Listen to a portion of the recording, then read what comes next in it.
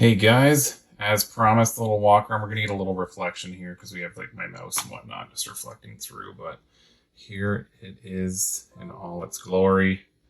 The Legion Tower 5i. Let me turn off the monitors here for you. So it's not reflecting too bad, but yes, it's pretty solid looking. You got the two RGB fans here. So this one here, you're actually gonna have a potential chance that this might not be working. Like the fan will work, but the RGB lighting would just not function. So it'll still show up in your Legion software, but it won't do anything when you do. This one was working for me. This one was not working. As soon as I Googled it, it seems to be pretty common, but I'll explain. I'll do a little quick tip to fix that. At least it worked for me perfectly. And so you get the nice Legion logo. This is like a plexiglass. It's not glass, but there's your 650 watt power supply down there. It does have a hard drive bay, a little clunky and ugly, but what are you going to do? You could just get it out of there if you wanted to. Probably get to that point at some point. You'll notice though, wiring, very, very clean. Good, clean look to the wiring. And behind you get the Legion logo there. Just a very clean, crisp look. There's the two front fans. They're in the front of the case. I will say good ventilation. You get ventilation through the sides, ventilation on the bottom, and I can actually feel the air there. And ventilation on this side, right, of the front of the case. There's the front. So one downside about this, you're getting a second logo down here. That's the trusty iPhone 12 Pro Max doing a little blurry blur, but this emblem here is like a blue. It's kind of hard to tell, but it's a blue. My problem with this, you can dim it, you can brighten it. You can't change the color of it.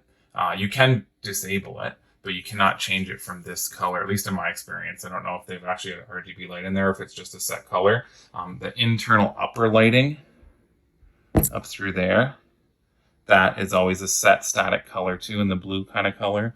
But the RGB fans you can set to breathe or, pulse or slow or fast or whatever. You can even have it set to thermal temperature. Now, I will say you can set them separately, so they could be one color and one another. Had a little Christmas color action going on before, but there is a couple of the settings you have to look into where if you set it to that, both automatically go to the same color. So couple points here. In through the top, you've got two USBs right there. Try and get you focused here. There you go. Two USBs, and then you have the mic jack. This is a headphone and mic jack.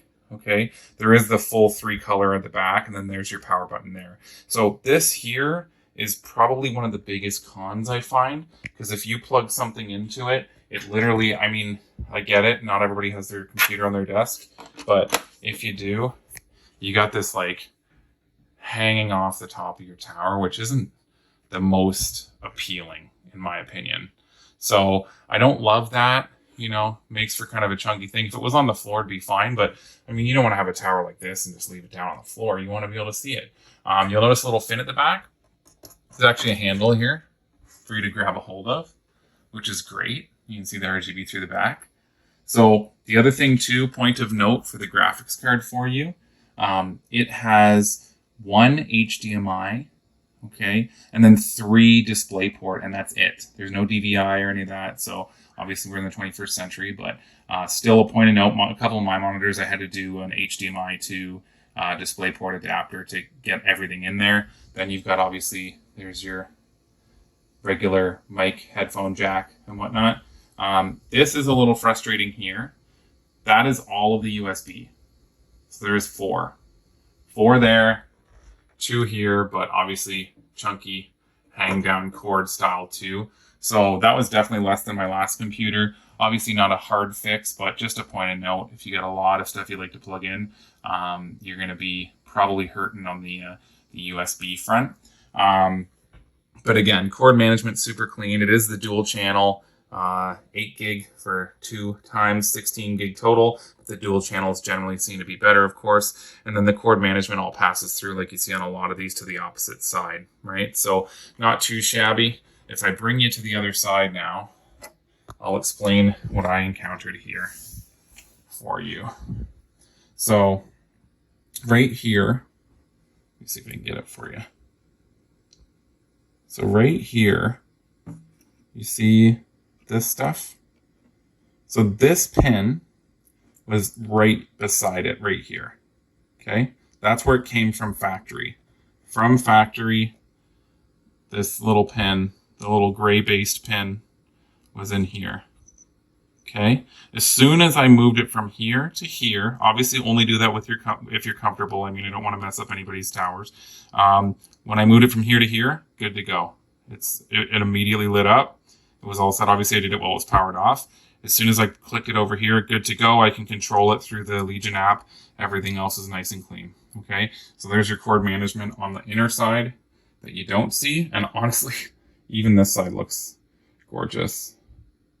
Nice, clean cord management still, in my opinion. I mean, obviously, I'm not a guru, but it does look fairly clean. You get the nice little clips holding everything nice and tidy. So a great solid look, I feel like. I think it's well put together. You even have like a couple extra clips should you need them in preparation for anything. So one little swap, again, you just take Mr. Gray here out of this.